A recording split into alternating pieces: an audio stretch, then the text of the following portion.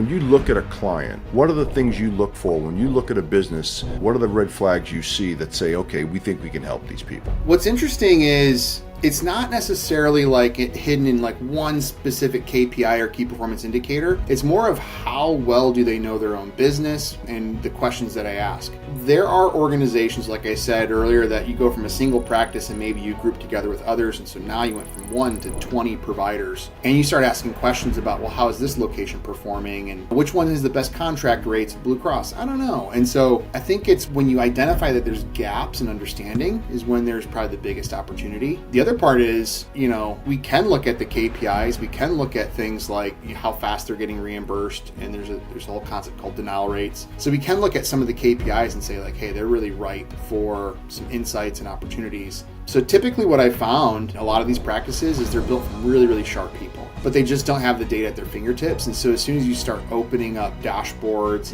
and different reports and providing that information, all of a sudden they're solving problems so much faster. But yeah, I mean, it's usually the lack of understanding or lack of comprehension of their business.